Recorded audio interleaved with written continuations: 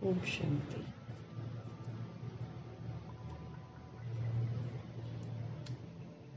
बाप समान बनना है तो नथिंग न्यू की स्मृति से सदा विघ्नचित बनना है। नथिंग न्यू,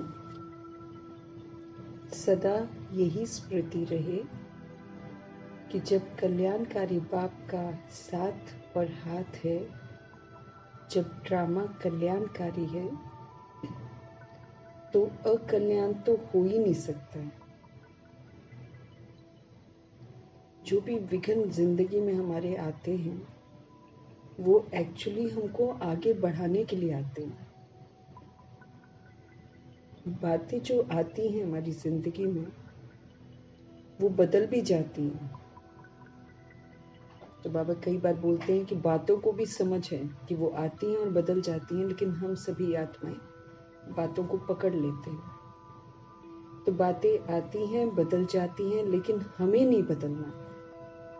बात आए और मैं बदल जाऊं, मैं अपने स्वधर्म से हट जाऊं। बाबा कहते हैं ऐसे नहीं होना चाहिए। ब्रह्मा जी की जिंदगी में बहुत सारी बातें आई, लेकिन वो कभी भी नहीं बदले। वो सदा अपनी स्वस्थिति में रहे और उन्होंने सदा गुणों का, शक्तियों का सहयोग दिया। ऐसे ही हमें भी जो है बातें बदल जाएंगी, लेकिन हम अपनी स्वस्थिति में रहे, हम अपनी आत्मिक स्थिति में ही स्थित रहे। तो पहला पॉइंट हमको याद रखना है कि स्मृति रहे कि कल्याणकारी बाप के साथ हम सब हैं, उनका साथ और हाथ है। ड्रामा कल्याणकारी है, इसलिए अकल्याण हो नहीं सकता है। निश्चय बुद्धि रहना है। नथिंग न्यू की स्मृति से सदा अचल रहना है। हमेशा ये सोचना है कि अनेक बार का रिपीट किया हुआ दृश्य हम फिर से रिपीट कर रहे हैं। कोई नई बात नहीं कर रहे हैं। कल पहले जो हुआ था वही हो रहा है। कल पहले की बीती हुई सीन ऐसे ही स्मृति में रहे, जैसे कि बहुत है ना। बाबा कहे जैसे एक सेकंड की बीती हुई बात कितनी स्पष्ट होती है कि अभी एक सेकंड पहले जो होता है ना वो कितना क्लियर स्पष्ट होता है, वैसे ही स्मृति में रहती है ना। वैसे ये कल पहले की बीती हुई सीन ऐसे ही स्मृति में रहे।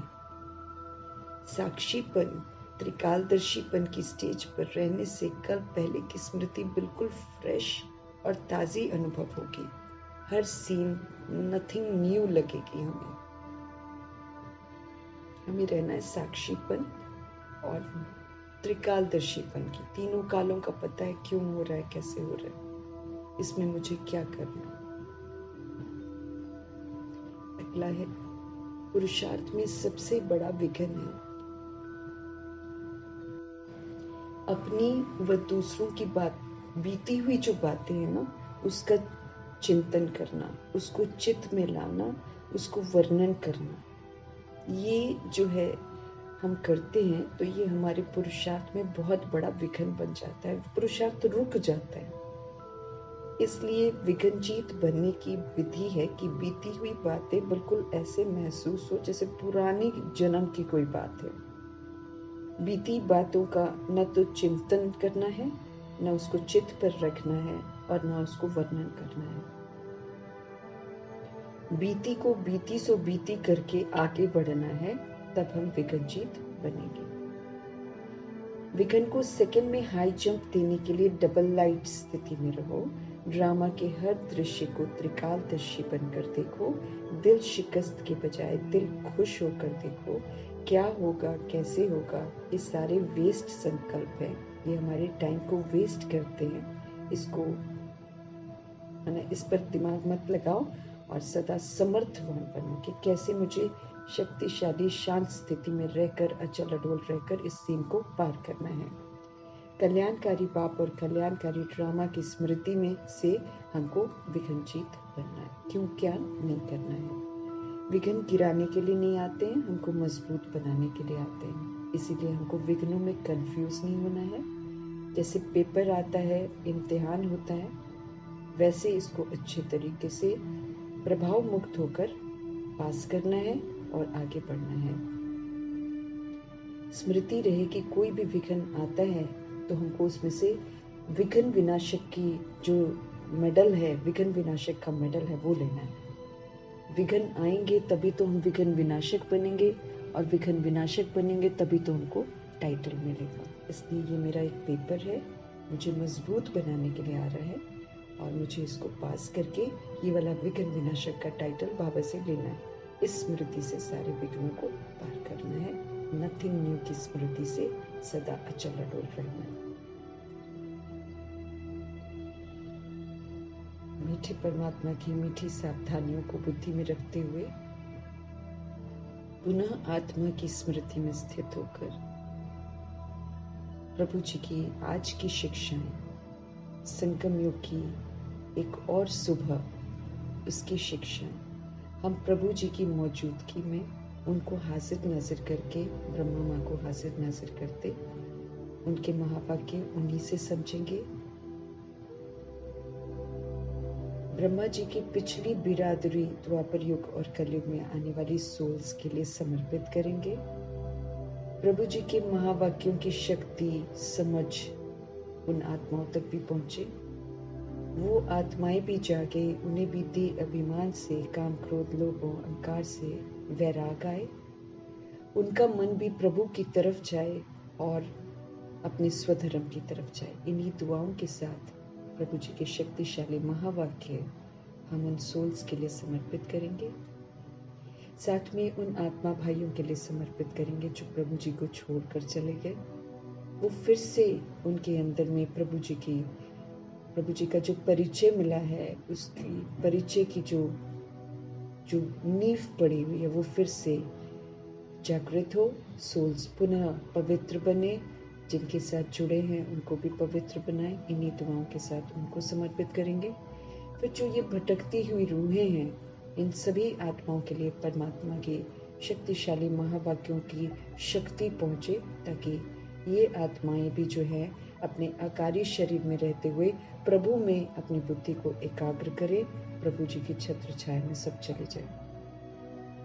साथ में जो सोल्स इस वक्त बहुत उल्टे काम कर रही हैं, दुख देने के काम कर रही हैं, ऐसी सोल्स के प्रति भी दिल से दुआ करेंगे कि इन आत्माओं के अंदर भी जो अपने स्वधर्म की अच्छाइयाँ हैं वो फिर से जागृत हो, ये भी बुरे काम करने छोड़ दे, क्योंकि सभी को पावन बनना है। कयामत की ये घड़ियाँ हैं, तो सभी आत्माओं के कल्याण हेतु हम सभी आत्माएं इन महावाक्यों को समर्पित करते हुए अपने लिए अब शिक्षाएं लेंगे। हर मुरली मुझ आत्मा के लिए है। हम सभी आत्माओं से प्रभु जी बात करते हैं, उसी विधि से मुरली को अपने लिए समझकर आत्मा की स्थिति में स्थित होकर हम सभी देखते हैं आज प्रभु जी हम आत्मा को किस विधि से सही रास्ते पर लेकर जाते हैं। मीठे मीठे बाबा बोले, मीठे बच्चे, दुख हरता सुख करता सिर्फ और सिर्फ एक बाप है। वो जानते हैं दुखों का कारण क्या है, और कोई जानता नहीं। डॉक्टर हमको टेम्पररी दवाई दे देगा, हम लोग सब दवाइयों से क्यों नहीं परमानेंटली ठीक होते हैं। परमानेंटली कोई ठीक नहीं होता है, थोड़ी दिन बाद फिर से प्रॉब्लम, थोड़ी दिन से फिर से प्रॉब्लम, और कुछ तो दवाइयाँ फिर लगातार ही हो जाती हैं। एक दहशत सी फैला देते हैं कि बस ये खानी है, ये नहीं खाएंगे तो आपका ये हो जाएगा, वो हो जाएगा, तो लोग डर कर रोज ही दवाइयां खाते हैं, क्योंकि किसी को दुखों का कारण नहीं मालूम। आत्मा बीमार है इसीलिए शरीर बीमार है। अब वो आत्मा जो बीमार है वो वाली बीमारी कोई बता नहीं पाता है, इसलिए आत्मा वही गलती करती रहती है और शरीर बीमार होता रहता है, इसीलिए इसका इलाज नहीं होता। हम जब सोल्स हेल्दी हो जाते हैं प्रभु की श्रीमत पर चलकर, तो ऑटोमेटिकली जो है सोल जब हेल्दी होती है तो बॉडी भी अपने आप हेल्दी होनी शुरू हो जाती है। इसलिए दुख हरता सुख करता सिर्फ और सिर्फ एक बाप है। वो हमको दुखों का कारण बताते हैं और फिर निवारण करना भी सिखाते हैं। तो मीठे बाबा बोले, मीठे बच्चे, दुख हरता सुख करता एक बाप है, वही तुम्हारे सब दुख दूर करते हैं। मनुष्य किसी के भी दुख दूर कर नहीं सकते। हम उम्मीद रख लेते हैं कि कोई हमारे दुख दूर करेगा, लेकिन कोई कर नहीं सकता है ही नहीं वो काबिलियत, क्योंकि मनुष्य शरीर को देखते हैं तो शरीर के लिए कर देते हैं ना, दवाई ला देंगे, शरीर के लिए सब कुछ करेंगे, लेकिन रोग किस लिए लगे हैं? क्योंकि आत्मा को रोग लगे हुए हैं। अब जैसे कहते हैं बाबा कि जब कोई निंदा चुगलियां करता है या किसी की मना बुरा चाहता है तो उसका शरीर दुखने लग जाता है। ये जो रिद्धि सिद्धि वाले हैं वो तो चलो अपने लिए कुछ टोटके अपनाते हैं, मंत्र अपनाते तो अपने आप को ठीक करते हैं, लेकिन कुछ अरसे तक एक बार क़यामत की घड़ियों में उनके भी सारे जो है घड़े जो है पाप के वो फूटते हैं, तब उनको सजा मिलती है। लेकिन आम दुनिया जो है वो देहधारियों को देखती है और देह को देखकर तरह तरह के इलाज बताती है, लेकिन एक्चुअली रोग सोल को लगा हुआ है। सोल जब सब सोल्स के लिए अच्छा सोचती है तो वो ठीक हो जाती है।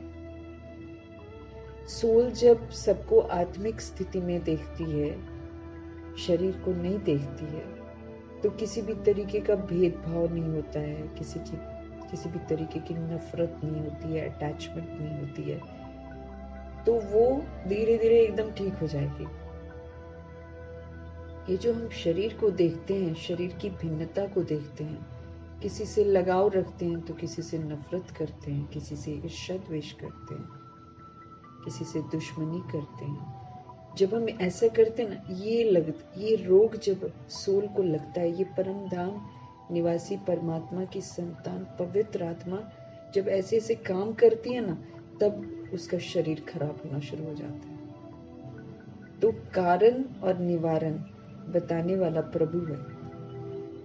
हमको समझ देते हैं, हम सभी आत्मा भाई हैं, हमको समझ देते हैं। हम सोल्स विस्मृत हो गए हैं, हम सोल्स विस्मृत होकर उल्टे काम करते हैं।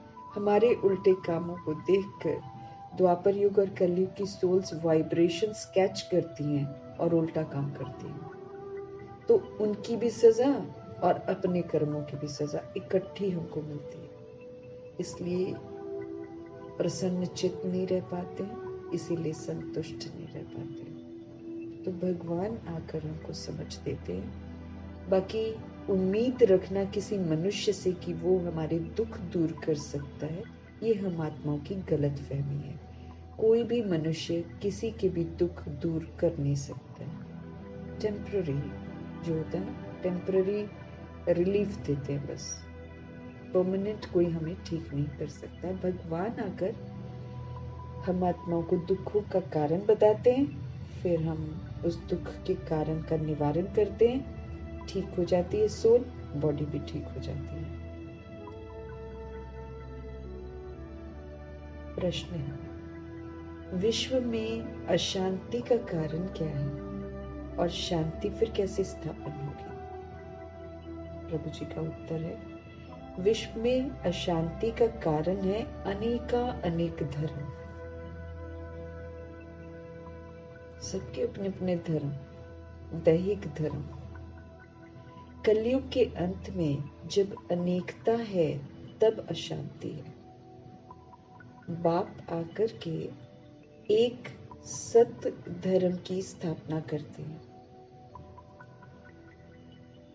तो वहां शांति हो जाती है। बाप आकर एक सत्य धर्म की स्थापना करते हैं, वहां शांति हो जाती है। तुम समझ सकते हो कि इन लक्ष्मी नारायण के राज्य में शांति थी। पवित्र धर्म, पवित्र कर्म था। कल्याणकारी बाप फिर से वही नई दुनिया बना रहे हैं, उसमें अशांति का नाम नहीं है। पवित्रता सुख और शांति की जननी है, माँ है। जहाँ पवित्रता है वहाँ पर सुख भी है और शांति भी है। अगर हमारी जिंदगी में सुख और शांति नहीं है तो हमको चेक करना है कि पवित्रता में कहीं पर कमी है।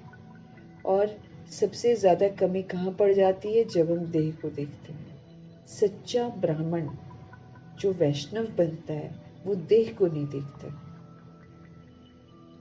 और जब हम देह को नहीं देखते हैं तो हम पवित्र रहते हैं। फिर हम उल्टा काम भी नहीं करते क्योंकि देह को देख ही नहीं रहे।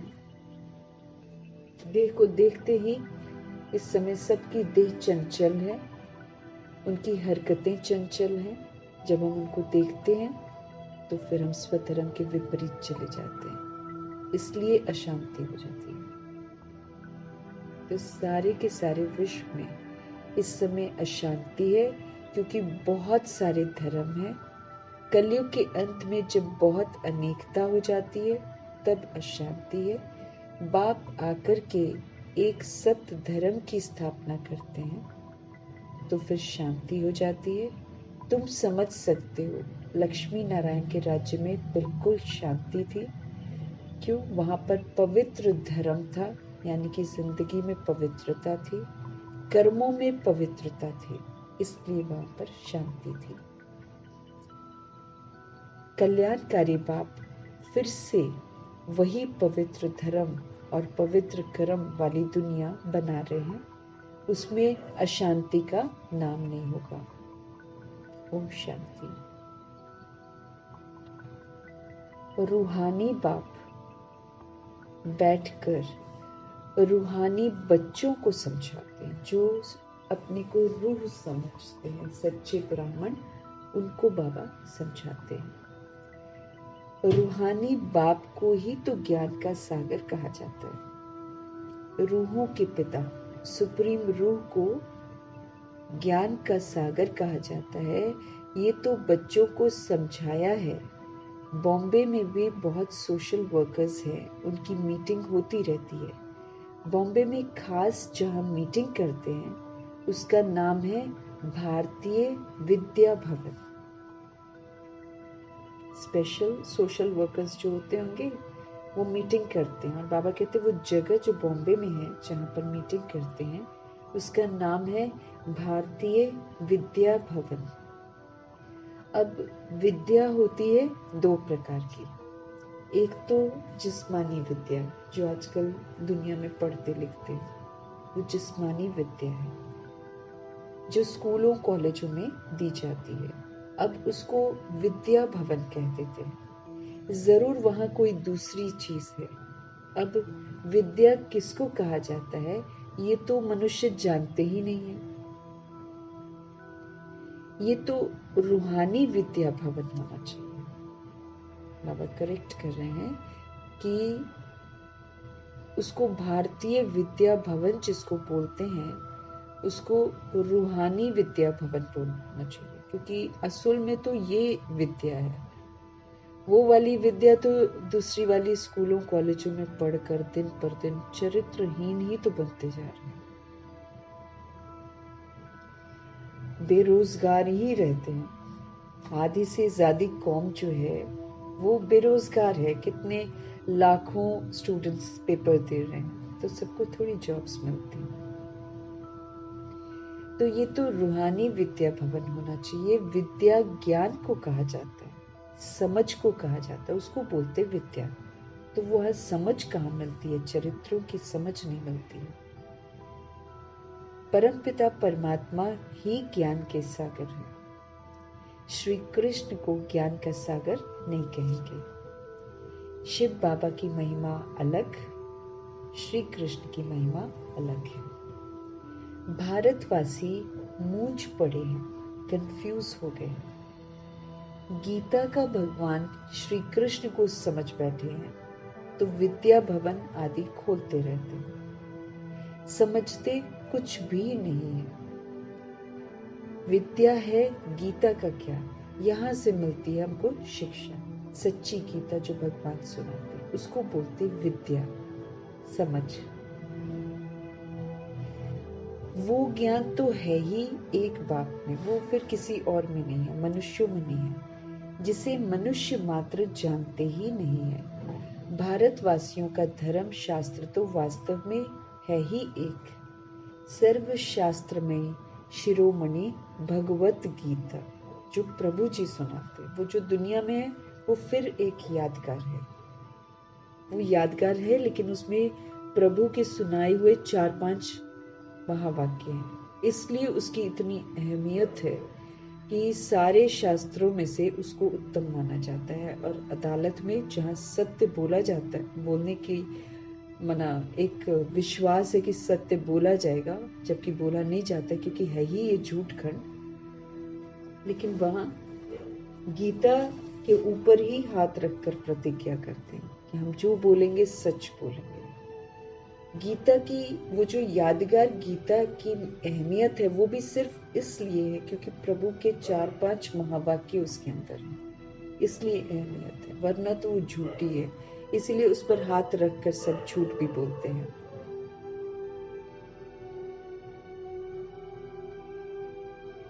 तो भारतवासियों का धर्म शास्त्र तो वास्तव में है ही एक, सर्वशास्त्र में शिरोमणि भगवत गीता। अब भगवान किसको कहा जाए वो भी इस समय भारतवासी समझते नहीं, या तो श्री कृष्ण को कह देते हैं भगवान, या तो रामचंद्र को, या अपने को ही परमात्मा कह देते हैं, खुद को भी कह देते हैं शिवो हम। अब तो समय भी तमो प्रधान है, रावण का राज्य है ना, इसलिए गंदे काम करते हुए भी, देह अभिमान में होते हुए भी लोग खुद को परमात्मा कह देते हैं, या फिर रामचंद्र को बोलते हैं, या फिर कृष्ण को भगवान बोलते हैं, फिर हनुमान को भी बोल देते हैं, जिसकी भी मूर्ति बनी होती सभी को भगवान बोलते हैं। तुम बच्चे जब किसको समझाते हो तो बोलो शिव भगवान वाच है। पहले तो ये समझें कि ज्ञान सागर एक ही परमपिता परमात्मा है, ज्ञान सागर एक ही परमपिता परमात्मा है जिसका नाम है शिव। शिवरात्रि भी मनाते हैं, लेकिन किसी को ये समझ में नहीं आता कि क्यों मनाते हैं। उसमें तो फिर शिव और पार्वती की शादी कर देते हैं, बस वो मूर्ति होती है और शिवलिंग होती है, दोनों को धागा बांध देंगे। समझ नहीं है कि शिवरात्रि क्यों मनाते हैं, शिव जयंती क्यों कहते हैं, शिव कौन है नहीं जानते। परंतु किसको भी समझ में नहीं आता है, जरूर शिव आया हुआ है तब तो रात्रि मनाते हैं ना। अज्ञानता की रात्रि में शिव आते हैं, इसलिए इसको शिवरात्रि कहते हैं, लेकिन किसी को मालूम नहीं है। शिव कौन है ये भी नहीं जानते। बाप कहते हैं भगवान तो सबका एक ही है, सभी आत्माएं जो है वो आपस में क्या है, भाई भाई है।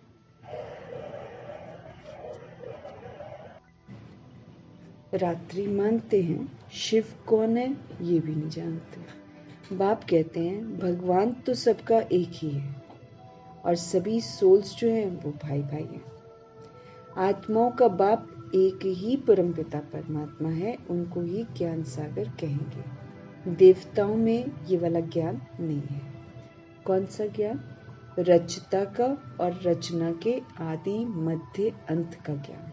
भगवान रचता है, लेकिन वो रचता है खूबसूरत सृष्टि की, ये कोई नहीं जानता। इसलिए कलयुग को भी कह देते हैं कि ये कलयुग भी परमात्मा ने बनाया, जो भी यहाँ पर हो रहा है पत्ता पत्ता प्रभु के हुक्म से हिलता है, ऐसा बोल देते। मेरे को दुख किसने दिया? भगवान ने दिया। उसकी किस्मत अच्छी बनाई है, मेरी किस्मत खराब बनाई है, ऐसा आत्माओं की मान्यता है। लेकिन बाबा आकर हमको समझ देते हैं कि वो कैसे सतयुग को रचते हैं, सचखंड रचते हैं, उसके लिए सोल्स को सच्चा बनाते हैं। तो जो सोल्स सच्ची बनती हैं वो फिर सचखंड में आती हैं। तो ड्रामा सचखंड से शुरू होता है। वैसे तो प्राचीन संगम युग को माना जाता है, यहाँ से ही शुरुआत हो जाती है। क्योंकि धारणाएं करना, समझना, संस्कार बनाना, ये तो सारा काम यहीं से होता है। यहाँ से शुरू होता है, फिर यहाँ जो प्रारब्ध बनाते हैं, फिर उससे वो प्रारब्ध भोगने के लिए वो गिफ्ट मिलता है। सचखंड का गिफ्ट देते हैं भगवान उन सोल्स को जो इस समय फर्स्ट डिविजन में आते हैं। फिर उनकी शुरुआत कैसी होती है, फिर मध्य में क्या हो जाता है द्वापर में, और फिर अंत में क्या हो जाता है। ये सारा जो ज्ञान है ये प्रभु आकर हमको समझाते हैं। ज्ञान कोई मनुष्य मात्र में नहीं है, किसी भी ह्यूमन बीइंग में नॉलेज नहीं है। भले खुद को श्री श्री 108 जगत गुरु कह दें या फिर श्री श्री कह दें, किसी के अंदर भी ज्ञान नहीं है। कहते भी हैं प्राचीन ऋषि मुनि नहीं जानते थे। जो ऋषि मुनि थे वो तो यही कहते थे कि हम नहीं जानते, रचता को और रचना को हम नहीं जानते। वो सच बोलते थे। लेकिन आज के मनुष्य तो बोल देंगे कि हम ही भगवान हैं, हम सो हम सो आत्मा, हम सो परमात्मा, ऐसा मानते हैं लोग। लेकिन जो शुरू वाले ऋषि मुनि थे, सच्चे थे, वो बोलते थे हमको नहीं मालूम है। प्राचीन का भी अर्थ नहीं जानते हैं। सतयुग त्रेता हुआ प्राचीन, सतयुग है नई दुनिया, वहां तो ऋषि मुनि थे ही नहीं। ये जो ऋषि मुनि आदि हैं ये सब बाद में आए हैं, वो भी इस ज्ञान को नहीं जानते। नेति नेति कह देते कि हमको नहीं मालूम है। वही जानते नहीं तो फिर भारतवासी जो अभी तमोगुणी हो गए वो कहाँ से जान जाएंगे। जो शुरू में ऋषि मुनि आते हैं द्वापर युग में, वही नहीं जानते हैं। अब तो आत्माएं तमोगुणी हो गई हैं, अब तो बुद्धि के ताले ही बंद हैं, तो वो कैसे जान सकते हैं रचता और रचना को। बाबा कहते हैं इस समय साइंस का घमंड भी कितना है, बहुत घमंड है साइंस का। इस साइंस के द्वारा समझते हैं भारत स्वर्ग बन गया। इसको माया का पॉम्प कहा जाता है। फॉल ऑफ पॉम्प का एक नाटक भी बनाया हुआ है। माया अब इसका फॉल का समय आ गया ना, इसके खत्म होने का टाइम आ गया, तो एक नाटक भी बनाया हुआ है। कहते भी हैं कि इस समय भारत का पतन है। सतयुग में उत्थान है और अब पतन है। ये कोई स्वर्ग थोड़ी है। लोगों के पास पैसा होता है तो लोग उसे स्वर्ग समझ बैठते हैं, लेकिन स्वर्ग थोड़ी है। बाबा कहते हैं स्वर्ग मतलब वहां पर दुखों का नाम निशान नहीं होता। यहाँ तो दुख भी तो है साथ साथ, तो ये स्वर्ग कहला नहीं सकता। तो स्वर्ग का अर्थ ही है सुख धाम, वहां दुख नहीं होता। अब पतन है, ये कोई स्वर्ग थोड़ी है, ये तो माया का पॉम्प है, ये तो दिखावा है, बाहरी दिखावा जिसको आई वॉश कहते हैं। ये महज एक दिखावा है, इसके चक्कर में इंसान फंसता है और फिर दुखी होता है। तो ये तो माया का पॉम्प है, इसको स्वर्ग थोड़ी कहेंगे। इनको तो खत्म होना है, क्योंकि अति हो गई ना पॉम्प की सबको उल्लू बना दिया माया ने, तो अब इसकी समाप्ति है, खत्म होना है इसका। वो जो देख के अभिमान में सारे साधन बनाते हैं, एरोप्लेन्स बनाते हैं, वो घमंड करते हैं, स्पेस में जाते हैं, घमंड करते हैं। तो बाबा कहते हैं सब खत्म हो जाना है। मनुष्य समझते हैं विमान है हमारे पास, कई लोग हेलीकॉप्टर खरीद के, हमारे पास विमान है, बड़े बड़े महल हैं, बिजलियां हैं, यही तो स्वर्ग है समझते हैं। कहीं पर लाइट वाइट होगी रात को, समझेंगे कि स्वर्ग है। गाड़ियां हैं, समझेंगे स्वर्ग है। तो विमान है, बड़े बड़े महल है, बिजलियां है, यही तो स्वर्ग है समझते हैं। कोई मरता है तो भी कह देते स्वर्गवासी हुआ, इसको भी स्वर्ग कहेंगे। और फिर जब कोई मर जाता है तब भी कहते कि ये स्वर्गवासी हो गया, स्वर्ग चला गया। इससे भी समझते नहीं कि स्वर्ग गया तो जरूर स्वर्ग कोई और है, ये तो नर्क है ना।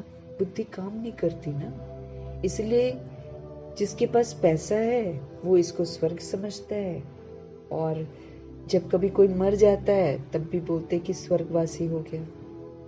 तो बाबा कहते हैं जब ये लोग बोलते हैं कि स्वर्गवासी हो गया तो इनसे पूछना चाहिए ना कि अगर वो स्वर्ग गया मना इधर तो नर्क है ना, फिर इससे भी समझते नहीं है कि स्वर्ग गया तो जरूर स्वर्ग कोई और है ना। ये तो रावण का पॉम्प है, ये तो एक जस्ट बाहरी आकर्षण है, अंदर से सारा खोखला है।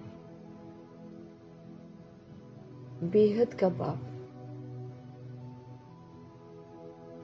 स्वर्ग की स्थापना कर रहे हैं, बेहद का बाप स्वर्ग की स्थापना कर रहे हैं। इस समय है चटा बेटी माया और ईश्वर की टग ऑफ वॉर होता है ना, रस्सा कशी जो होता है, अभी वो चलता है। भगवान जी अपनी तरफ खींचते हैं कि आ जाओ बच्चों, और माया फिर भगवान के बच्चों को भी अपनी तरफ खींचती है, आओ मैं तुम्हें दुनिया की रंगत दिखाऊं। वो कहाँ जा रहे हो, इधर देखो दुनिया कितनी खूबसूरत है, वरना वो कलयुग को भी खूबसूरत अनुभव करा देती है और फिर धोखा देती है। आसुरी दुनिया और ईश्वरीय दुनिया की अभी टग ऑफ वॉर चल रहा है। ये भी भारतवासियों को समझाना पड़े, नहीं तो समझ में भी नहीं आता।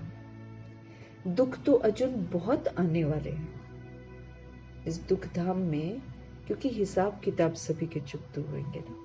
अभी तो सब लोग मनमानियां करके, उनको नहीं समझ है, इसलिए जो जी में आ रहा है कलयुग में बनाए जहर ही तो खा रहे बाहर खड़े होकर। खाने का इतना सब में वो आ गया है लालच, वो जो दिखावा है कि मना कहीं भी खड़े होकर खा लेंगे, गंदगी में खड़े होकर भी खा रहे हैं, हाथ में मक्खियां बैठ रही हैं तो भी खा रहे हैं।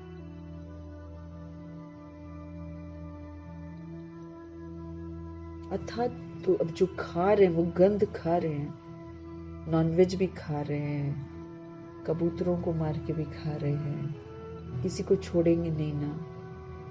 अब सारे जानवरों को खा ही लेंगे तो प्रकृति फिर दुख तो देगी, है ना। प्रकृति के जीवों को खा रहे हैं, बेबस करके खा रहे हैं, और जिनको खा रहे सारे बीमारी वाले।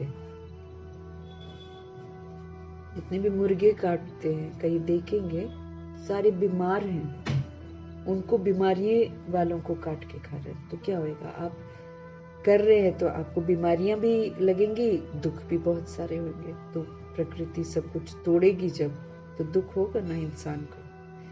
तो अर्थात दुख बाबा कहते अभी तो आने हैं, दुख तो अर्जुन बहुत आने वाले हैं। तभी बोलते बाबा कि अभी तो दुखों के पहाड़ गिरेंगे, खाने को नहीं मिलेगा, पानी नहीं मिलेगा, उधर से मुसीबत इधर से मुसीबत, वो मर रहा है ये जा रहा है, ऐसे दुख आने वाले हैं। अथाह दुख आना है बाबा कहते हैं, अथाह, क्योंकि अति में जाकर फिर अंत होगा, सारे हिसाब किताब सेटल होंगे।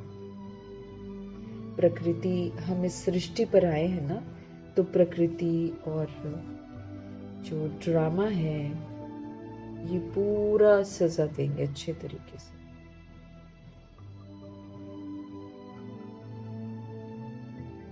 स्वर्ग तो सतयुग में होता है बाबा कहते हैं, कलयुग में थोड़ी स्वर्ग हो सकता है। भले लोग दौलत को स्वर्ग समझते हो, अब दौलत तो सारी छोड़कर चले जाते हैं जब मर आ जाते हैं, और इलाज भी नहीं होने दौलत से ना। दौलत भले जितनी भी हो, इससे इलाज नहीं होने। स्वर्ग तो होता ही सतयुग में है, कलयुग में तो हो भी नहीं सकता। ये भी किसको पता नहीं है कि पुरुषोत्तम संगम युग किसको कहा जाता है। पुरुषोत्तम महीना, पुरुषोत्तम ऐसे बोलते हैं, वर्ष ये बोलते हैं, लेकिन पुरुषोत्तम होता क्या है ये नहीं जानते। पुरुषोत्तम संगम युग किसको कहा जाता है नहीं जानते। पुरुष आत्मा को बोलते हैं, आत्मा जब इस समय उत्तम से उत्तम बनती है उसको पुरुषोत्तम बोलते हैं बाबा। और संगम युग में बाबा खुद आकर ऐसा बनाते हैं, विधि बताते हैं, हमको बनना पड़ता है। ये भी बाप समझाते हैं कि ज्ञान दिन को कहते हैं और भक्ति रात है। भक्ति में भटकन है, रात बोलते हैं उसको। भटकते रहो, धक्के खाते रहो, कर्म कांड करते रहो, कोई प्राप्ति नहीं है। तो भक्ति क्या है? रात है। अंधियारे में धक्के खाते रहते हैं, वहां जाओ शांति मिलेगी, वहां जाओ पैसा मिलेगा, वहां जाओ ये होएगा, दुख दूर हो जाएगा। 100 तरह की बातें बोलते हैं और दुख कोई ना दूर होता। ये नहीं देखते हैं कि किसी के दुख दूर नहीं हो रहे हैं। बुद्धि का ताला बंद है ना। अब तरह तरह के सरोवर बना लेते हैं, नदियां बना लेते हैं और फिर बोलते हैं कि नदियों में जाकर नहा लो या फिर सरोवरों में जाकर नहा लो तो सारे दुख कलेश दूर हो जाते हैं। अब तो कलयुग में इतनी तमो प्रधान बुद्धि हो गई है कि स्किन की प्रॉब्लम है तो कहेंगे नाले में, गंदा नाला है, एकदम बदबूदार नाला है, उसमें कहते डुबकी लगा लो, सारे स्किन की प्रॉब्लम दूर हो जाए। सोल्स जाती भी है और डुबकी लगा कर किसी का स्किन का प्रॉब्लम ठीक नहीं होता है।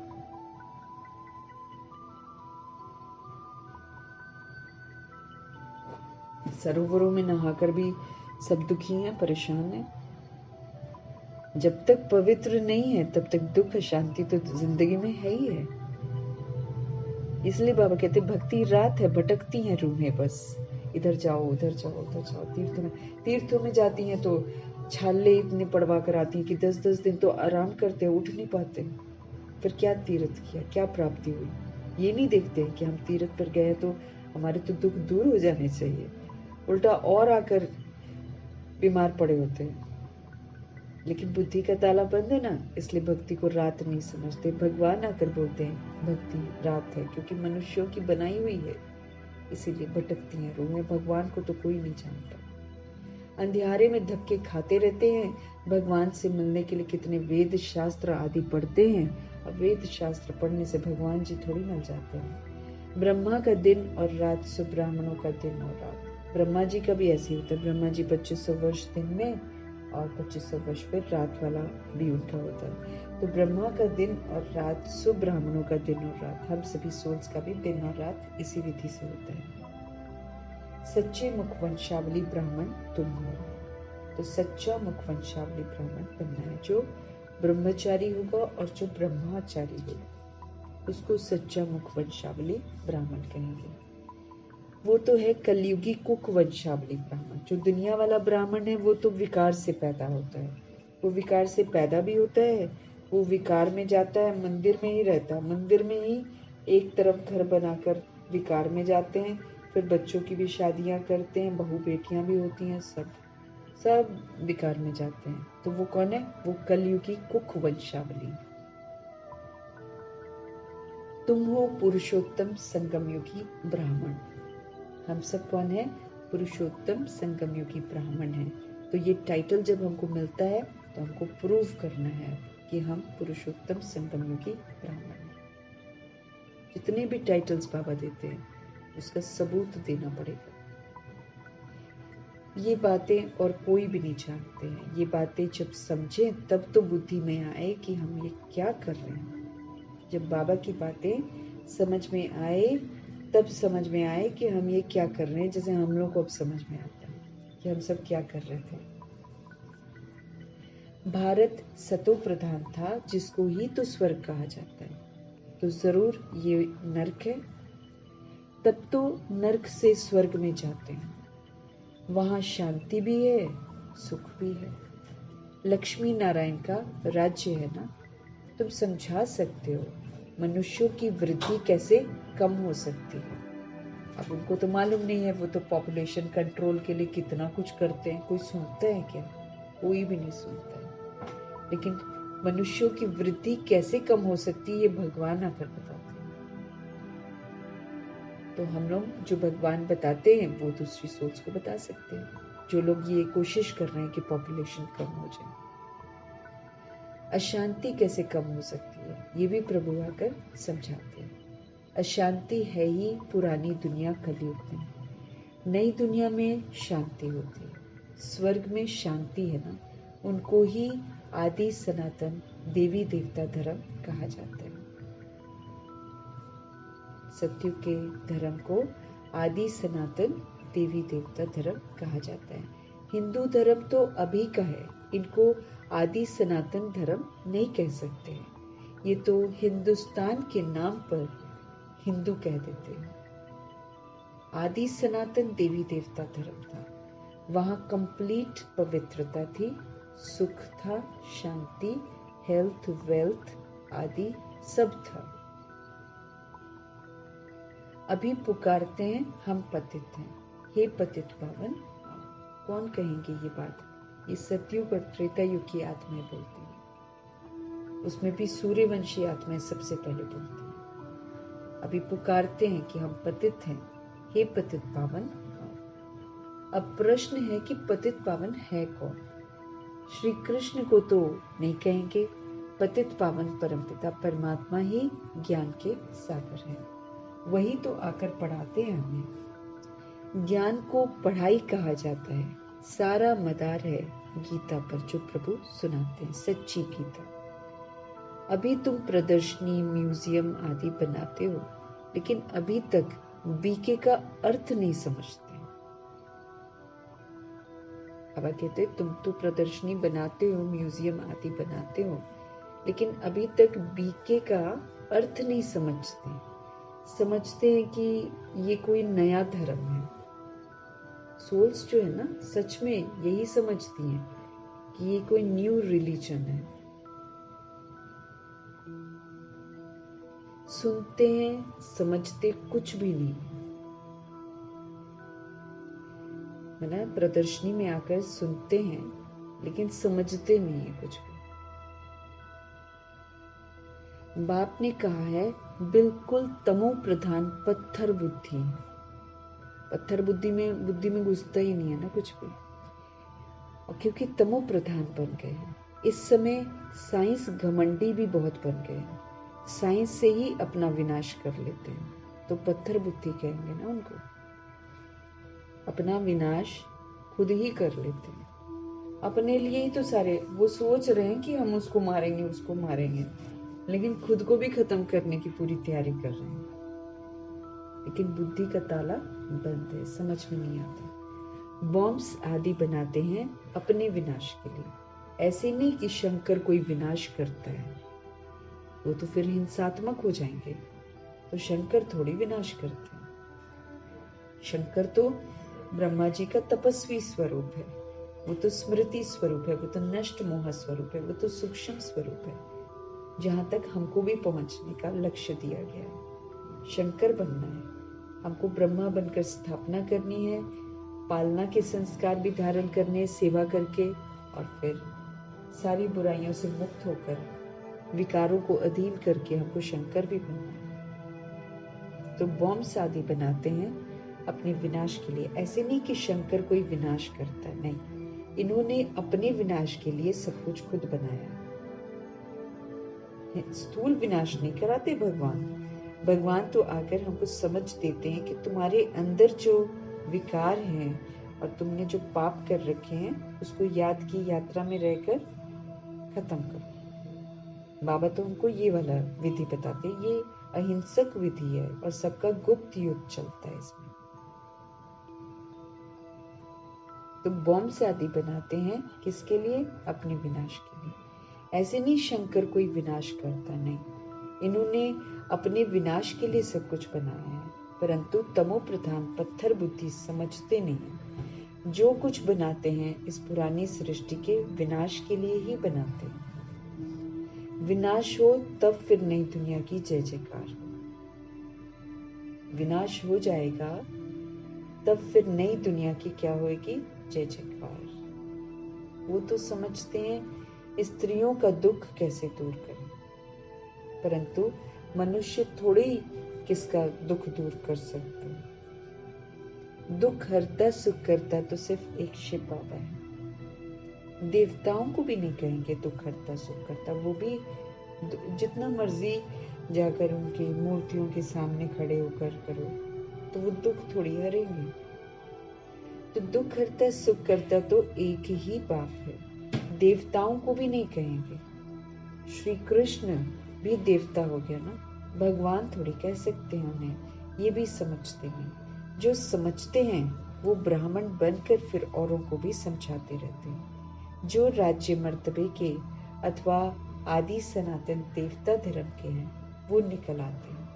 लक्ष्मी नारायण स्वर्ग के मालिक कैसे बने, क्या कर्म किया उन्होंने जो कि विश्व के मालिक बन गए। इस समय कलयुग अंत में तो अनेक धर्म है।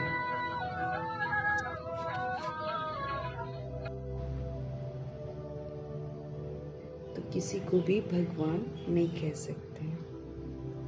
जो समझते हैं वो ब्राह्मण बनकर फिर औरों को भी समझाते रहते हैं। जो राज्य मर्तबे के अथवा आदि सनातन देवता धर्म के हैं वो निकल आते हैं। लक्ष्मी नारायण स्वर्ग के मालिक कैसे बने, क्या कर्म किया जो विश्व के मालिक बने। इस समय कलयुग अंत में तो अनेक धर्म है तो अशांति है। नई दुनिया में ऐसे थोड़ी होता है। अभी ये है संगम युग, जबकि बाप आकर हमको राजयोग सिखलाते हैं, राजा बनाते हैं, श्रेष्ठ कर्म करने सिखाते हैं। फिर जब हम श्रेष्ठ कर्म करते हैं तो उसके लिए योग रहना बहुत ज़रूरी है। तो बाबा की याद में रहकर कर्म इंद्रियों के द्वारा कार्य कराते हैं तो राजयोगी बनते हैं। बाप ही कर्म अकर्म विकर्म की नॉलेज सुनाते हैं। अभी जो कर्म सिखाते हैं वो जब हम बाबा की याद में करते हैं वो मेरा अकर्म बन जाता है, मतलब किसी के साथ कोई हिसाब किताब नहीं। और जब हम देह के भान में कर्म करते हैं तो हम फिर पाप कर्म करते हैं, वो कहलाता है विकर्म। तो बाप ही कर्म अकर्म विकर्म की नॉलेज हमको सुनाते हैं। आत्मा शरीर लेकर कर्म करने आती है। सतयुग में जो कर्म करते हैं वो फिर अकर्म हो जाते, क्योंकि यहाँ से हम अकर्म का संस्कार लेकर जाते हैं। हम श्रीमद् प्रमाण कर्म करते हैं तो हम अकर्म का संस्कार बनाते हैं। तो आत्मा शरीर लेकर कर्म करने आती है। सतयुग में जो कर्म करते हैं वो तो अकर्म हो जाते हैं। वहां कोई विक्रम नहीं होता, पाप कर्म नहीं होता, दुख होता ही नहीं है वहां। कर्म अकर्म विक्रम की गति तो बाप ही आकर आते सुनाते हैं। कर्म अकर्म विक्रम इसकी जो गति है ये बाप ही आकर अंत में सुनाते कि पाप कर्म करेंगे तो उसकी क्या गति होती है, और अगर हम अकर्म करते हैं तो उसकी क्या गति होती है। बाबा आकर हमको समझाते हैं। मैं इनके बहुत जन्मों के अंत के भी अंत में आता हूँ, इस रथ में प्रवेश करता हूँ। अकाल मूरत आत्मा का ये रथ है। सिर्फ एक अमृतसर में नहीं है, सभी मनुष्यों का अकाल तख्त है। हम सभी का ये जो ब्रिकुटी है ये अकाल तख्त है, जहां पर अकाल मूरत आत्मा आकर बैठती है। जिस आत्मा को काल नहीं खाता है वो सोल इस अकाल तख्त पर आकर बैठती है। अकाल तख्त माना ब्रिकुटी का तख्त। यहीं पर आत्मा बैठी हुई है, यहीं पर देखना है, इसी से बात करनी है। आत्मा अकाल मूर्त है, उसको कभी काल नहीं खाता, वो कभी नहीं मरती है। ये शरीर बोलता चलता है। जब आत्मा प्रवेश करती है बॉडी में तो ये शरीर बोलता चलता है। अकाल आत्मा का ये चैतन्य तख्त है। ये चैतन्य बन जाता है जब सोल इसके अंदर प्रवेश कर जाती है, लिविंग बन जाता है, हिलता डुलता है। उससे पहले हिलता डुलता नहीं है। आत्मा के प्रवेश होने से पहले हिलता डुलता नहीं है। अकाल आत्मा का ये चैतन्य तख्त है। अकाल मूर्त तो सभी हैं, बाकी शरीर को काल खा जाता है। सभी सोल्स जितनी भी हैं वो अकाल मूर्त है, बाकी शरीर जो है उसको काल खा जाता है। लेकिन लोग शरीर को देखते हैं मरते हुए तो सोचते हैं मर गया, लेकिन जो नहीं दिखाई देने वाली आत्मा है वो दोबारा शरीर लेकर जन्म ले लेती है। इसीलिए आबादी बढ़ती चली जा रही है, बढ़ती चली जा रही है। इतनी बढ़ रही है कि अब तो शरीर भी उतने तैयार नहीं होते हैं, इसीलिए भटकने वाली रूहें भी बहुत सारी हो गई जो भटकती हैं हवाओं में। तो शरीर को काल खा जाता है, सोल थोड़ी मरती है। जो शरीर को चलाती है वो फिर जाकर दूसरी बॉडी लेती है, अगर नहीं लेती है तो आकारी शरीर में इधर उधर भटकती रहती है, घूमती रहती है।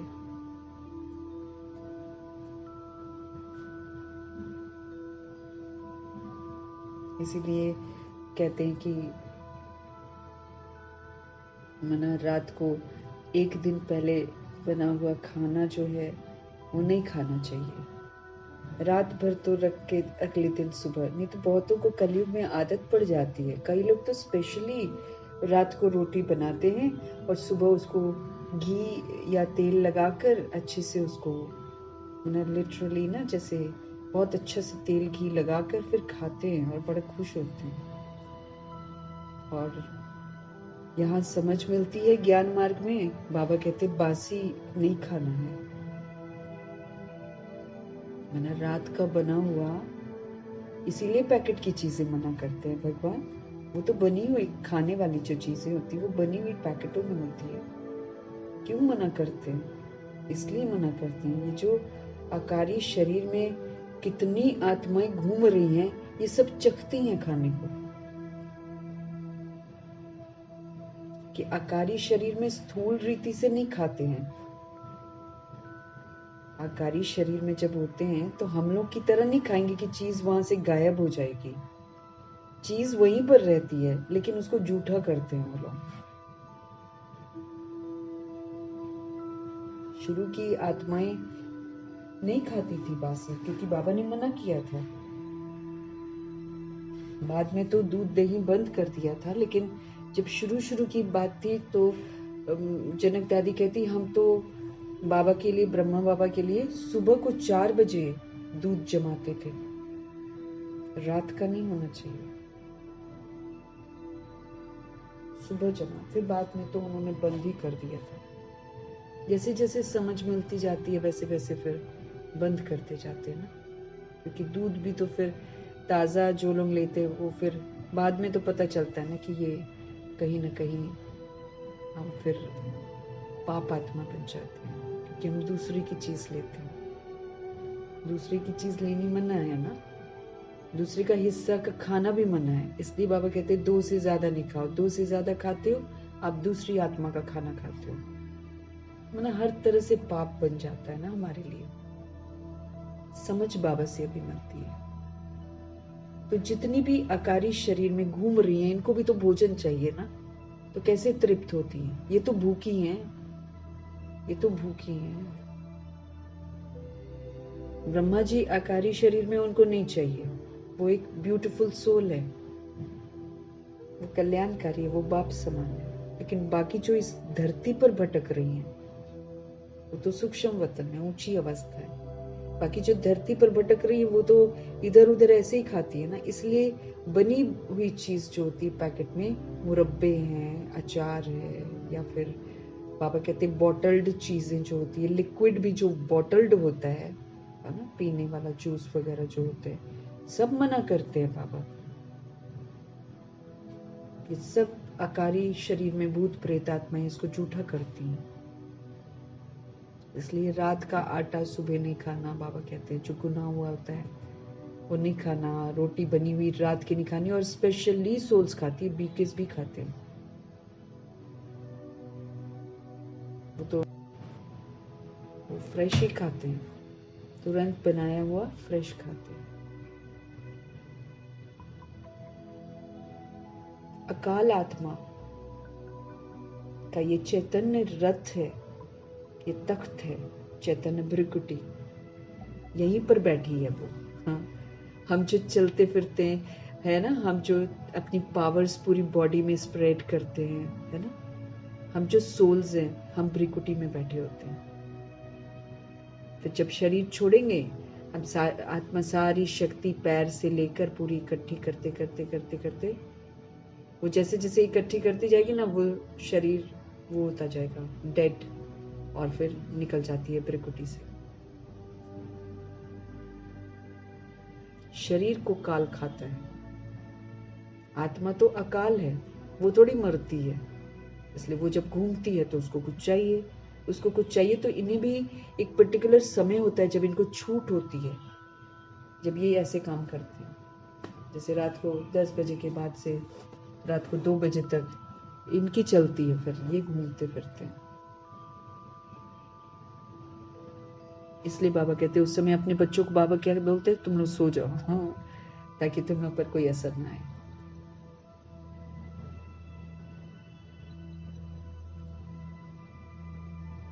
बाबा कहे तख्त तो खलास कर देते हैं। अगर किसी को मारना होता है तो तख्त को खलास कर देते हैं। आत्मा थोड़ी मरेगी, वो अपनी तरफ से खून कर देंगे, किसी का मर्डर कर देंगे, अरे हमने मार लिया, जश्न मनाएंगे।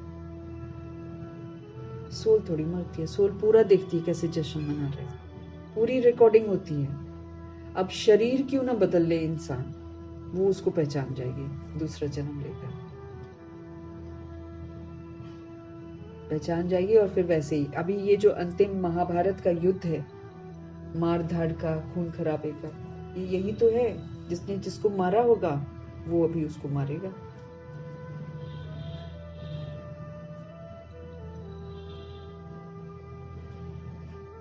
अकाल मूर्त तो सभी हैं, बाकी शरीर को काल खा जाता है। आत्मा तो अकाल है, तख्त तो खलास कर देते हैं। सतयुग में तख्त कोई बहुत थोड़े ही होते हैं, सतयुग में तख्त कोई बहुत थोड़े ही होते हैं। इस समय करोड़ों आत्माओं के तख्त हैं, वहां पे कम आत्माएं हैं। अभी तो 800 करोड़ शरीर, वो तो काउंट अंदाजे से कर रहे हैं, गिन थोड़ी सकते हैं। इस समय करोड़ों आत्माओं के तख्त हैं। अकाल आत्मा को कहा जाता है। आत्मा ही तमो प्रधान से सतो प्रधान बनती है। मैं तो एवर सतो प्रधान पवित्र हूँ, शिव बाबा कहते हैं कि तुम सोल्स जो हो, तुम लोग तमो प्रधान बनते हो, फिर तुम लोग को तमो प्रधान से सतो प्रधान बनना है। मैं तो एवर सतो प्रधान पवित्र हूँ। बल कहते हैं प्राचीन भारत का योग, परंतु समझते नहीं है। समझते हैं कि श्री कृष्ण ने सिखाया, गीता को ही खंडन कर दिया, क्योंकि उसमें भगवानुवाच के साथ श्री कृष्ण लिख दिया। जीवन कहानी में नाम बदल दिया, बाप के बदले बच्चे का नाम डाल दिया। इसलिए वो गीता जो मनुष्यों ने लिखी है वो खंडित हो जाती है। प्राचीन योग शिव बाबा सिखाते हैं, उसको राजयोग कहते हैं। शिवरात्रि मनाते हैं, परंतु वो कैसे आते हैं ये कोई नहीं जानता। शिव है ही परमात्मा, उनकी महिमा बिल्कुल अलग है, आत्माओं की महिमा बिल्कुल अलग है, सेम तो हो ही नहीं सकती।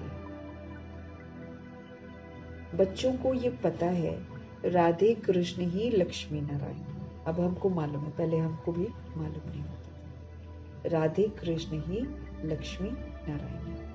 लक्ष्मी नारायण के दो रूप को ही तो विष्णु कहा जाता है। दो रूप दिखाते और फिर उनको विष्णु कहा जाता है। दोनों स्वदर्शन चक्रधारी बनते हैं, दोनों शंख ध्वनि करते हैं, दोनों श्रेष्ठ कर्म करते हैं और दोनों कमलासन पर पूरा विराजमान होकर पाठ बजाते हैं। इसलिए सरस्वती ब्रह्मा जी जब पूरा पुरुषार्थ एक्यूरेट करते हैं फिर लक्ष्मी नारायण बनते हैं। बाकी फर्क तो है नहीं। बाकी 4 भुजा वाला 8 भुजा वाला ऐसा कोई मनुष्य होता नहीं है। यादगार दिखाते हैं लेकिन ऐसा कोई होता नहीं। क्यों? क्योंकि यादगार स्थूल है, पर उसकी जो दिखाते हैं भुजाएं वगैरह वो सूक्ष्म है। तो सूक्ष्म कर्तव्यों का यादगार है। अब सूक्ष्म कैसे दिखाएं? न तो आत्मा को दिखा सकते हैं, न ये दिखा सकते कि आत्मा सहयोगी बनी, ऐसे ऐसे सहयोगी बनी, नहीं दिखा सकते आत्मा को। तो इसीलिए उसको एक स्थूल रूप दे देते हैं, फिर साथ में 8 बाहें लगा देंगे, चाहे 10 बाहें लगा देंगे और 8 10 में अलंकार रख देंगे। वो अलंकार जो सोल धारण करती है पुरुषार्थ में, उसको स्थूल रूप से दिखा देते हैं। अब पहले हम लोग भी सोचते थे कि दुर्गा ऐसी ही होती होगी, ऐसे ही पहाड़ियों से आती होगी, ऐसे ही राक्षसों को मारती होगी, उसके उनके 10 हाथ होते होंगे। ऐसे ही समझते थे हम लोग। पत्थर बुद्धि का ताला लगा हुआ था, उन्हीं को मत्था टेकते थे। फिर जाकर भोग भी लगाने देते हैं वो लोग। आखिरी दिनों में तो भोग भी लगाते थे दुर्गा पूजा के पंडाल में जाकर स्टेज पर चढ़कर सभी लोग मूर्तियों को, माना आई रिमेम्बर, मूर्ति को मुख में वो अपना अपना जो मिठाई लेकर जाते थे, वो मिठाई का भोग लगाते थे। अब कहाँ पता था कुछ, लेकिन बड़े मन से करते थे कि सचमुच दुर्गा है और सचमुच हम लोग भोग खिला रहे हैं, और सचमुच ऐसी ही होती है दुर्गा, 8-10 भुजाओं वाली। नहीं मालूम है, लेकिन बाबा समझ देते हैं आकर कि ऐसा कोई 4 भुजा वाला या 8 भुजा वाला कोई मनुष्य होता थोड़ी है। देवियों आदि को कितनी भुजाएं दे दी हैं, समझाने में समय लगता है। अब सारे लोग भावनाओं से जुड़े हुए हैं, अब अकस्मात जाकर बोलेंगे तो नहीं विश्वास करेंगे। इसलिए धीरे धीरे ना बाबा हमको भी युक्तियों से बताते हैं, और बाबा ये भी जानते हैं कि मेरे बच्चे भी अभी पूरी तरह निश्चय बुद्धि नहीं बने। क्यों भगवान को समझाना पड़ रहा है? एक रीजन है कि बाबा सबको न्यू और पुराने सबको पढ़ाते हैं, इसलिए इस विधि से पढ़ाते हैं ताकि नए वाले को भी परिचय मिलता जाए। दूसरा ये भी बोलते हैं बाबा कि जो पुराने भी हैं वो भी यथार्थ नहीं समझते हैं। यथार्थ समझना बहुत जरूरी है, इसलिए बाबा रिवाइज कराते हैं। तो 4 भुजा वाला 8 भुजा वाला ऐसा कोई मनुष्य नहीं होता है। बाबा समझाते हैं देवियों को भी कितनी भुजाएं देती हैं, क्योंकि वो बाबा की बहुत मदद कर। भुजाओं का मतलब ही है सहयोग देना, तो इसलिए उसको स्थूल विधि से दिखा देते हैं। तो जितनी भी सोल्स देवियां बनती हैं वो तो बाबा की बहुत मददगार बनती हैं, बड़ी सहयोगी होती हैं, इसीलिए फिर उनका यादगार बनता है, और यादगार में फिर लोग ऐसे भुजाएं बना देते हैं। समझाने में समय लगता है। बाबा कहते हैं, बाप कहते हैं मैं हूं ही गरीब निवास। बाबा कहते हैं मैं हूं ही गरीब निवास। जो सोल्स आती हैं, कहीं दुख मिले होते हैं, धोखे खाए होते हैं, वही सोल्स तो जुड़ते हैं, इसीलिए उसको कल्याणकारी बाबा बोलते। दुख संकट को भी कल्याणकारी बोलते, क्योंकि धक्के खाने वाली सोल्स, दुख पाने वाली सोल्स ही प्रभु से जल्दी जुड़ते हैं। इसलिए बाबा कहते हैं मैं हूं ही गरीब निवास। मैं आता ही तब हूं जब भारत जो है चरित्र से बिल्कुल गरीब बन जाता है। मांगते हैं ना बाहर से सब कुछ, गरीब बन जाता है, जबकि धनवान था भारत। राहु का ग्रहण बैठ जाता है। अगर हम प्रभु जी की श्रीमत पर नहीं चलते हैं तो राहु का ग्रहण बैठ जाता है हमारे ऊपर, सारी ग्रहचारी बैठ जाती है। तरह तरह के ग्रह हैं, वो सारे हमारे ऊपर आ जाते, फिर हमारे जिंदगी में हेल्थ, वेल्थ, हैप्पीनेस को लेकर प्रॉब्लम्स आती हैं। ये भी सजा देते हैं, किस बात की? भगवान की अवज्ञा करने की। तो अब राहु का ग्रहण जो है वो भारत में तो क्या, सारे वर्ल्ड के ऊपर इस वक्त सभी विकार में जाते हैं, सभी विस्मृत है, सभी देह अभिमान में है। इसलिए ये जो राहु का ग्रहण है ये सभी पर लगा हुआ है, पूरे भारत पर, सारे वर्ल्ड पर बाबा कह रहे हैं। इसलिए बाप फिर भारत में आते हैं, क्योंकि यहाँ 5000 वर्ष का ड्रामा चलता है। आकर फिर नई दुनिया स्थापन करते हैं, जिसको स्वर्ग कहा जाता है। भगवानुवाच, मैं तुमको राजाओं का राजा, डबल सिरताज, स्वर्ग का मालिक बनाता हूँ। द्वापर युग के राजा भी पूजते हैं, मैं आपको ऐसा राजाओं का राजा बनाता हूँ, मैं आपको डबल सिरताज बनाता हूँ। एक तो रतन जड़ित ताज होता है नारायण जी के पास, और एक पीछे पवित्रता का ताज भी होता है, सिर के पीछे व्हाइट सर्कल। तो भगवान कह रहे हैं कि मैं तुमको राजाओं का राजा, डबल सिरताज, स्वर्ग का मालिक बनाता हूँ। 5000 वर्ष हुआ जबकि आदि सनातन देवी देवता धर्म था, अभी नहीं है, अभी वो नहीं है। तमो प्रधान हो गई हैं सभी आत्माएं। बाप खुद ही अपना अर्थात रचता और रचना का परिचय देते हैं। तुम्हारे पास प्रदर्शनी म्यूजियम में इतने आते हैं, समझते थोड़ी हैं कुछ भी। कोई विरले ही समझकर फिर कोर्स करते हैं, तो कितने आते हैं, देखकर चले जाते हैं।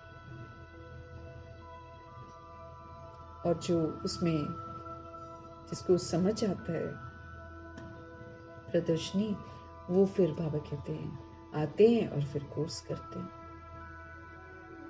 रचता और रचना को जानते हैं। रचता है बेहद का बाप,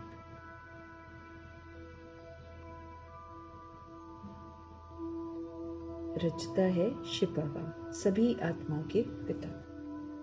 कलयुग नहीं रचते हैं, सुंदर सी दुनिया रचते हैं। इसी में लोगों को गलतफहमी हो जाती है और वो समझते हैं कि कलयुग भी भगवान ने बनाया है। उनसे बेहद का वर्षा मिलता, 2500 वर्ष का वर्षा मिलता, 21 जन्मों का वर्षा मिलता है। संगम युग का भी तो मिलता है, सुख का, शांति का, प्रेम का वर्षा मिलता है। यहाँ अनुभूति करती है सोल्स, उनसे बेहद का वर्षा मिलता है। बेहद का बाप है, बेहद का वर्षा मिलता है। ये नॉलेज बाप ही देते हैं। फिर राजाई मिल जाती है तो वहां नॉलेज की जरूरत ही नहीं है। सदगति कहा ही जाता है, नई दुनिया स्वर्ग को। आत्मा सदगति में चली जाती है। ये पुरानी दुनिया तो नरक है।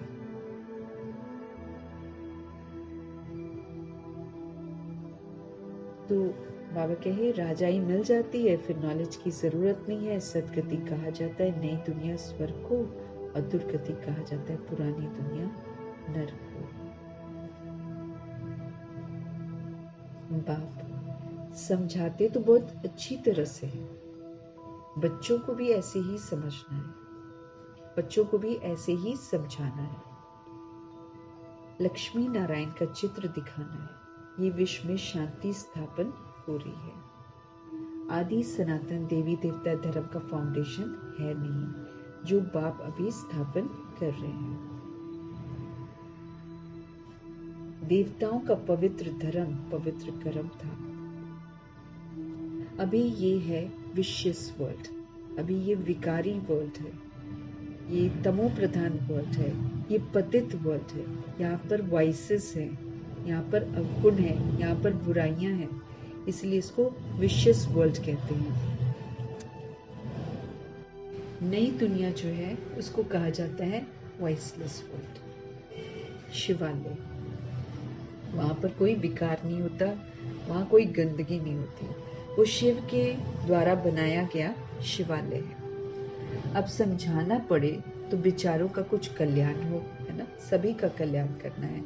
जैसे बाबा हम भी तो बेचारे थे, हम बेचारों को भी भगवान रोज अभी भी समझा रहे, क्योंकि अभी भी बेचारे सारा नहीं समझे। ऐसे ही दूसरी सोल्स जो है वो भी बेचारे हैं, तो उनका कल्याण करना है। बाप को ही कल्याणकारी कहा जाता है। वो आते ही पुरुषोत्तम संगम युग पर है, आगे पीछे नहीं आते। कल्याणकारी युग में कल्याणकारी बाप आकर सभी का कल्याण करते हैं। ये कल्याणकारी युग है, हमको कैसे खुश रहना है। ये कल्याणकारी युग है, कल्याणकारी बाप आए हुए हैं हम सभी का कल्याण करने के लिए। तो बाप आकर सबका कल्याण करते हैं। पुरानी दुनिया को बदलकर नई दुनिया स्थापन कर देते हैं। पुरानी दुनिया को बदलकर नई दुनिया स्थापन कर देते हैं। ज्ञान से सदगति होती है। इस पर रोज टाइम लेकर समझा सकते हो। बोलो, रचता और रचना के आदि मध्य अंत को हम ही जानते हैं। ये गीता का एपिसोड चल रहा है, जिसमें भगवान ने आकर राजयोग सिखाया है, डबल सिरताज बनाया है। ये लक्ष्मी नारायण भी राजयोग से ये बन रहे हैं। तो बताना है कि भगवान ने आकर, अभी गीता का एपिसोड चल रहा है, 18वां अध्याय संपूर्ण होने वाला है। भगवान ने आकर राजयोग सिखाया है, डबल सिर ताज बनाया है हम आत्माओं को।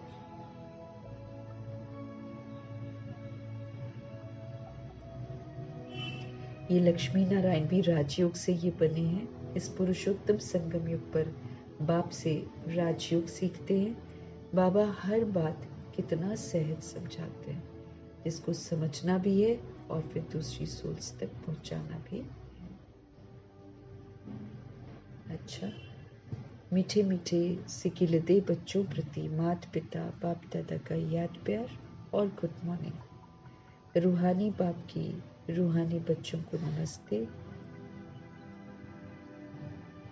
हम रूहानी बच्चों की भी रूहानी बाप को दिल से, जान से, सिख से, प्रेम से, आनंद से, शक्तियों से, स्नेह से, अदब से, मोहब्बत भरी, स्नेह भरी नमस्ते भी और तहे दिल से धन्यवाद भी। हर चीज के लिए धन्यवाद, उनकी पालना के लिए, उनके शुभ चिंतकपन के लिए, उनके प्यार के लिए। कितना ना हम आत्माओं के लिए करते, रोज रोज हमको समझाते हैं, उनकी समझाने के लिए तहे दिल से उनका धन्यवाद करना।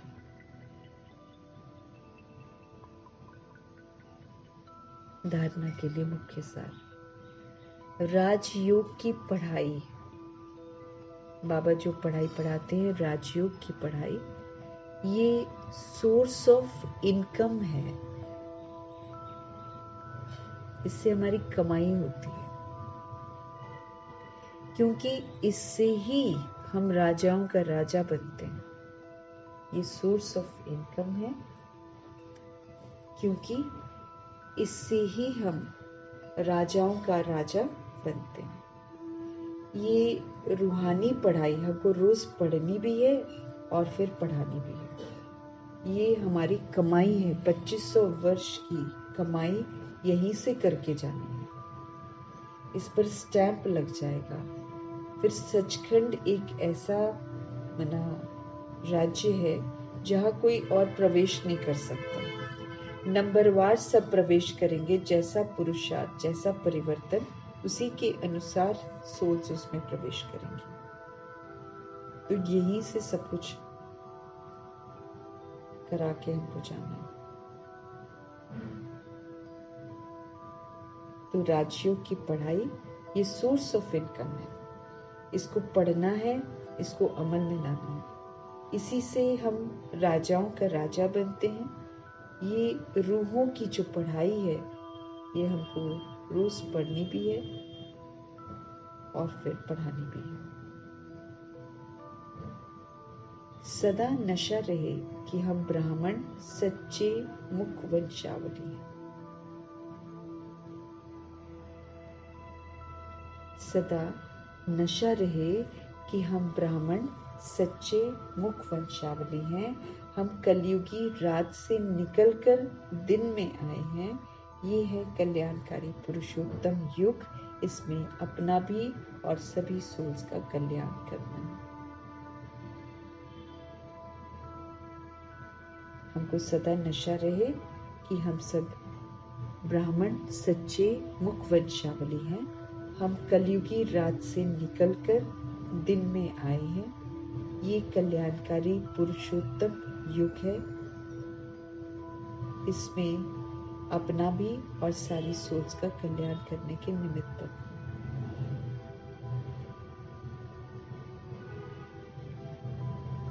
अपना भी कल्याण, सबका कल्याण। यही एक समय है जब हम कर सकते हैं। सतगुरु जी का आज का वरदान, हर श्रेष्ठ संकल्प को, पहली बात तो श्रेष्ठ संकल्प करना है ना, पोता मेल में देखना है ना, सारे दिन में श्रेष्ठ संकल्प कितनी बार करें। पूरे बेहद में बेहद की आत्माओं के लिए श्रेष्ठ संकल्प करना है। तो हर श्रेष्ठ संकल्प जो हम करते हैं उसको कर्म में लाने वाले मास्टर सर्वशक्तिमान भव, जो सोचते हैं उसको कर्म, पहली बात श्रेष्ठ सोचना है, उस श्रेष्ठ सोच को कर्म में लाना है। जो लाते हैं वो मास्टर सर्वशक्तिवान भव का वरदान प्राप्त करते हैं। मास्टर सर्वशक्तिमान माना संकल्प और कर्म दोनों समान है। शक्तिशाली सोल जो है ना, वो श्रेष्ठ संकल्प करेगी और फिर कर्म भी उसी के समान करेगी। तो मास्टर सर्वशक्तिमान माना संकल्प और कर्म बिल्कुल बराबर हो। अगर संकल्प बहुत श्रेष्ठ हो और कर्म संकल्प के प्रमाण न हो तो फिर उसको मास्टर सर्वशक्तिमान नहीं कहेंगे। चेक करो, बाबा कहते हैं जो श्रेष्ठ संकल्प आप करते हो वो कर्म तक आते हैं या नहीं आते। मास्टर सर्वशक्तिमान की निशानी है कि जो शक्ति जिस समय जरूरी हो वो शक्ति कार्य में उसी समय आनी चाहिए। ऐसा नहीं कि हम सोचे कि अभी मुझे चाहिए और कितनी देर बाद मुझे याद आए, ऐसे नहीं होना चाहिए। तो मास्टर सर्वशक्तिमान की निशानी है कि जो भी पावर जिस समय जरूरी है वो शक्ति कार्य में आ जाए।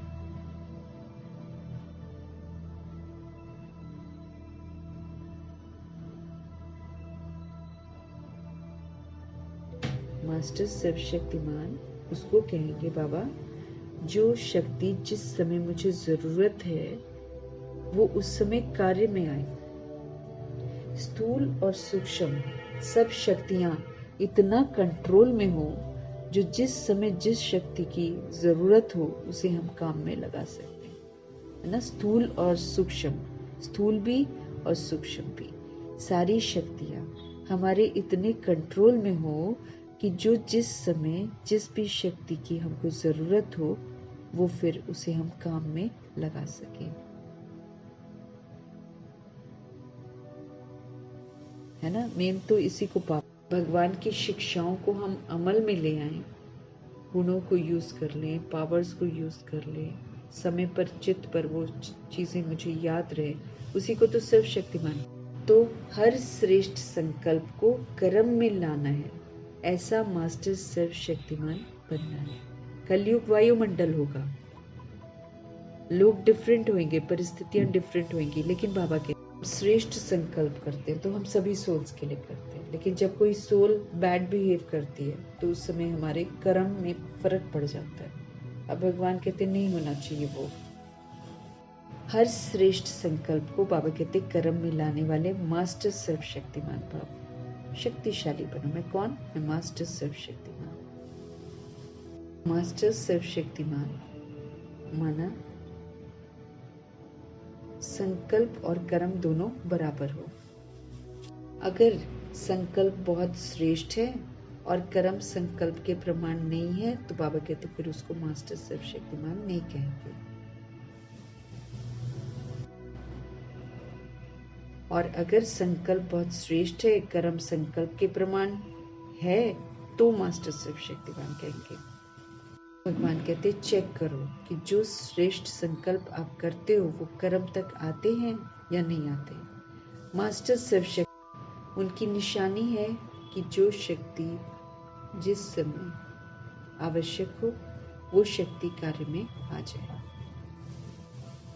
स्थूल और सूक्ष्म सभी शक्तियां हमारे इतने कंट्रोल में हो जाएं जो जिस समय जिस पावर की जरूरत हो उसे हम फिर काम में लगा सकें।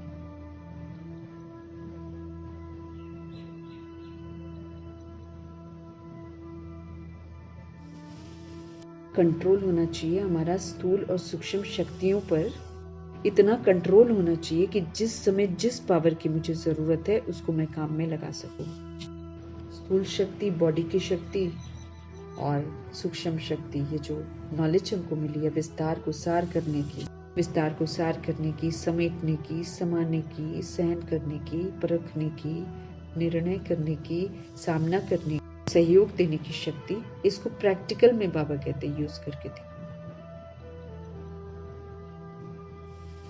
हमको संकल्प भी श्रेष्ठ करने हैं और फिर उसको कर्म में भी लाना है। जब हम ले आएंगे तो बाबा से हमको मास्टर सर्वशक्तिमान का वरदान प्राप्त हो जाएगा। वरदान स्वमान तो रोज मिलते हैं, उसको फलीभूत करना है। जैसे आप बोलेंगे मैं मास्टर सर्वशक्तिमान, तो इसका अर्थ यही हो गया कि जो संकल्प किया उसको अमल में लाना। सिर्फ 108 बार लिखने से नहीं, लेकिन फिर इसी की विधि से करने से श्रेष्ठ संकल्पों को कर्म में लाना, माना मास्टर सर्वशक्तिमान। आज का स्लोगन है ज्ञानी तू आत्मा, माना जो कहलाए कि ज्ञानी तू आत्मा, जो ज्ञान को धारण करती है। तो ज्ञानी तू आत्मा बच्चों में क्रोध है तो इससे बाप के नाम की ग्लानि। ज्ञानी तू आत्मा बच्चों में क्रोध है तो इससे बाप के नाम की ग्लानि होती है, भगवान का नाम बदनाम होता है, लोग फिर उलझने देते हैं, बाप के वतन तक पहुंचते हैं।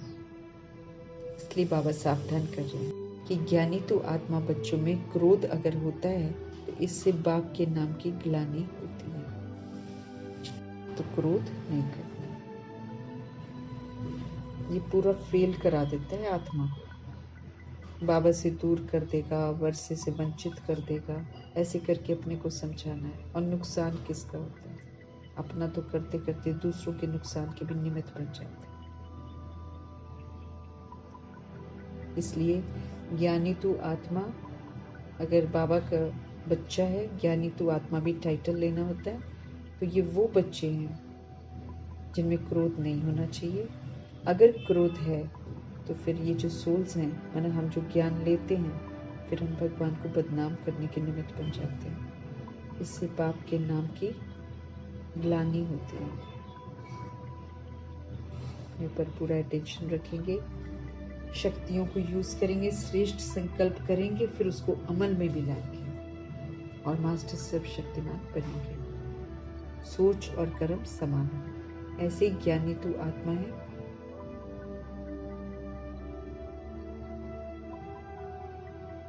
तो क्रोध नहीं होना चाहिए। बाबा कहे अगर क्रोध होता है तो बाप का नाम बदनाम करने के निमित्त बन जाते हैं, गुनाहगार बन जाते हैं। सावधानी देने वाले मीठे परमात्मा का धन्यवाद करेंगे। ब्रह्मा माँ का धन्यवाद, जगदम्बा माँ का धन्यवाद, एडवांस पार्टी की सारी सोल्स का धन्यवाद।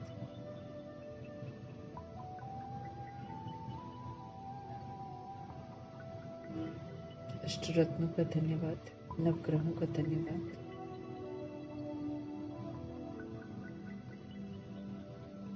पांच तत्वों का धन्यवाद, 16,108 करोड़ में से जो बच गई आत्माएं, सभी का धन्यवाद। धरती आकाश जल वायु अग्नि का धन्यवाद।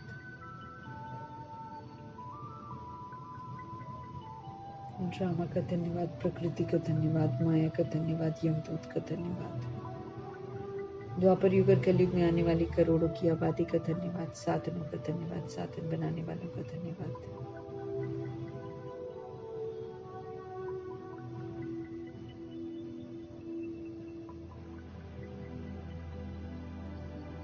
अविनाशी खजानों का धन्यवाद, साथ में रहने वाली सोल्स का धन्यवाद, सहयोगी आत्मा का धन्यवाद।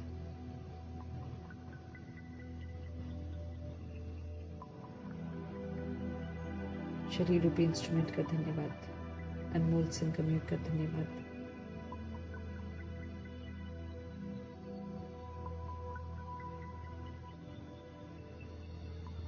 सृष्टि रूपी ड्रामा में जो हम सृष्टि से इतनी सारी मेहमान नवाजी लेते हैं, उसका बहुत बहुत धन्यवाद। पूरे वर्ल्ड की सोल्स की तरफ से भी धन्यवाद, क्योंकि उनको मालूम नहीं है, हमको बाबा ने बताया है, तो फिर हमको मालूम है, तो फिर हमको उनकी, वो भी आत्मा भाई है ना, उनके विकर्मों को भी हमें ही विनाश करना है, उनके लिए भी अच्छा सोचना हमको सोचना है, क्योंकि हमको सोच मिल रही है, समझ मिल रही है। इसलिए सारी सोल्स के लिए दुआएं करनी है ना, सभी सोल्स की तरफ से धन्यवाद करेंगे और आप सभी सोल्स का भी धन्यवाद करते हुए ओम शांति।